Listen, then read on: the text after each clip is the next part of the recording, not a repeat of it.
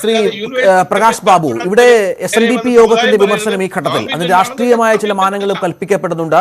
ഈ സർക്കാരിന്റെ അവസാന കാലത്ത് വെള്ളാപ്പള്ളി നടേശന്റെ ഈ ഒരു നിലപാട് മാറ്റം അതിനെ താങ്കൾ എങ്ങനെ കാണുന്നു? ഒപ്പം ഈ ശ്രീനാരായണ സർവകലാശാലയുമായി ബന്ധപ്പെട്ട വിവാദത്തിൽ BJPയുടെ വലിയൊരു പിന്തുണ, ഇന്ന് BJP സംസ്ഥാന അധ്യക്ഷനടക്കം വെള്ളാപ്പള്ളി നടേശന് പിന്തുണ പ്രഖ്യാപിക്കുന്ന സാഹചര്യമൊക്കെ കൂട്ടി വായിക്കുമ്പോൾ എന്തെങ്കിലും തരത്തിലുള്ള മറ്റു കാര്യങ്ങൾ അതുമായി ബന്ധപ്പെട്ട് പറയേണ്ടതുണ്ടോ? 85% വരുന്ന പ്രകാശ് ബാബു, അല്ല നോക്കൂ, ഇവിടെ ബിജെപിയുടെ നിലപാടിനെ മറ്റ് ഏതെങ്കിലും ഒരു നിലപാടുമായി കൂട്ടിയോജിപ്പിക്കേണ്ട ഒരു സാഹചര്യം നിലവിലില്ല. BJP ഇവിടെ പറഞ്ഞിട്ടുള്ളത് ഗുരുദേവന്റെ പേരിൽ ഒരു സർവകലാശാല സ്ഥാപിച്ചതിലുള്ള സന്തോഷവും ആഹ്ലാദവും എല്ലാം തന്നെ തകർന്നു പോയിരിക്കുകയാണ്. അതുമാത്രമല്ല, ഒരുതരം അവഹേളനം ഇതിന്റെ ഒരു അവസാന ഘട്ടത്തിലൂടെ നേരിട്ടിട്ടുണ്ട് എന്നുള്ളത് വളരെ യാഥാർത്ഥ്യമാണ്.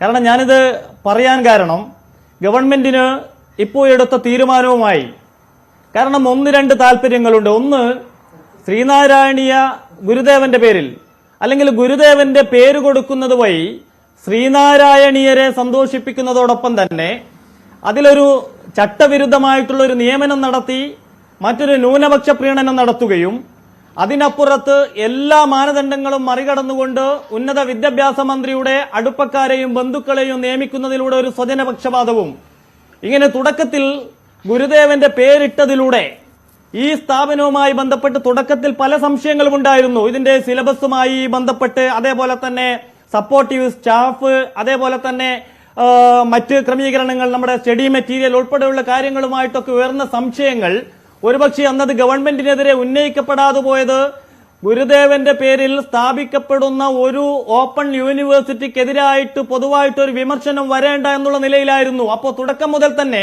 ഗവൺമെന്റിന് ഇതിലൊരു പ്രീണന രാഷ്ട്രീയം ഉണ്ടായിരുന്നു. ആ പ്രീണന രാഷ്ട്രീയം ഇപ്പൊ മറനീക്കി പുറത്തു വന്നിരിക്കുന്നു എന്ന് പറയാതിരിക്കാൻ നിർവാഹമില്ല. കാരണം ഇവിടെ നമ്മൾ ശ്രദ്ധിക്കേണ്ടത്, ഇവിടെ സൂചിപ്പിക്കപ്പെട്ടതുപോലെ തന്നെ ഒരു യൂണിവേഴ്സിറ്റിയുടെ വൈസ് ചാൻസലറെ സംബന്ധിച്ചിടത്തോളം 2014 വരെ നമുക്കറിയാം ഒരു എമിനന്റ് പേഴ്സണാലിറ്റി എന്നുള്ള നിലയിലുള്ള നിയമനങ്ങൾ നടന്നിരുന്നു. 2014 കഴിഞ്ഞപ്പോ കൃത്യമായിട്ടുള്ള UGCയുടെ മാനദണ്ഡങ്ങളുണ്ടല്ലോ. 10 വർഷം അല്ല, ഒന്നൊന്ന് പറയട്ടെ, 10 വർഷത്തെ പ്രൊഫസർഷിപ്പ് വേണം. ഞാൻ ചോദിച്ചോട്ടെ, ഇവിടെ നിലവിൽ ഉന്നത വിദ്യാഭ്യാസ മന്ത്രിയുടെ അടുപ്പക്കാരനായിട്ടുള്ള നിലവിൽ നിയമിക്കപ്പെടുന്ന ആ VCയെ സംബന്ധിച്ചിടത്തോളം അദ്ദേഹത്തിന്റെ യോഗ്യത എന്താ? ഒന്ന്, ഫറൂഖ് കോളേജിൽ 3 കൊല്ലം അദ്ദേഹം പ്രിൻസിപ്പാളായിരുന്നു, ശരിയായിരുന്നു. കാലിക്കറ്റ് യൂണിവേഴ്സിറ്റിയുടെ ഡിസ്റ്റൻസ് എഡ്യൂക്കേഷനുമായി ബന്ധപ്പെട്ട് 3 കൊല്ലം ഡയറക്ടർ. പിന്നീട് അദ്ദേഹം എവിടെയാ പോയത്? വിദേശത്തൊരു അലൈഡ് യൂണിവേഴ്സിറ്റിയുടെ അഡ്മിനിസ്ട്രേറ്റർ ആയിരുന്നു. അങ്ങനെ ഒന്നാമത്തത് ഒരു VC എന്ന് പറയുന്നത് നോക്കൂ നിങ്ങൾ, അദ്ദേഹത്തിന്റെ കീഴിൽ ഒരു പ്രൊഫസർഷിപ്പിലും അസിസ്റ്റന്റ് പ്രൊഫസർഷിപ്പിലും ഒക്കെ തന്നെ എത്ര പേരെ നിയമിക്കേണ്ടതാ? എങ്ങനെയാ ഈ നിയമനത്തിനൊക്കെ അംഗീകാരം ലഭിക്കുന്നത്? ആയിരക്കണക്കിന് വിദ്യാർത്ഥികളുടെ UGC അംഗീകാരം.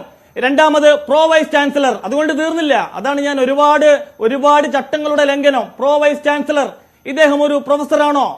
60 വയസ്സ് എന്നുള്ള മാനദണ്ഡം കടന്നുകൊണ്ട് 64 വയസ്സുള്ള ആളെ പ്രോ വൈസ് ചാൻസലർഷിപ്പിലേക്ക് നിയമിക്കുന്നു.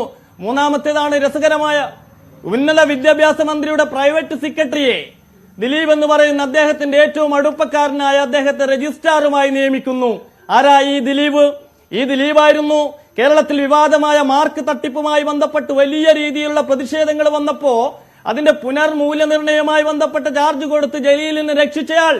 ഇനി എത്ര പരീക്ഷാ കൺട്രോളർമാർ, അതേപോലെ തന്നെ സ്റ്റാഫുകൾ, അങ്ങനെ ഒരേ സമയം ഗുരുദേവന്റെ പേര് വെച്ചിട്ട് ഒരു ഭാഗത്തൊരു പ്രീണനവും എതിർപ്പിനെയും ഒക്കെ തന്നെ മറികടക്കുകയും മറുഭാഗത്ത് നഗ്നമായിട്ടുള്ള ന്യൂനപക്ഷ പ്രീണനത്തിന്റെ പേരിൽ എല്ലാവിധ നിയമ സംവിധാനങ്ങളെയും ചട്ടങ്ങളെയും UGCയെയും വെല്ലുവിളിച്ചുകൊണ്ട് ന്യൂനപക്ഷ പ്രീണനം നടത്തി ശ്രീനാരായണീയ ആ സന്ദേശത്തെ അട്ടിമറിക്കുന്ന രീതിയിൽ ഒരാളെ നിയമിക്കുകയും ഏറ്റവും അവസാനമായിട്ട് ഇതിപ്പോ മന്ത്രിയുടെ ബന്ധുക്കളെ നിയമിക്കുന്നു. ഇതിനെതിരെയാണ് BJP നിലപാട് പറഞ്ഞിട്ടുള്ളത്.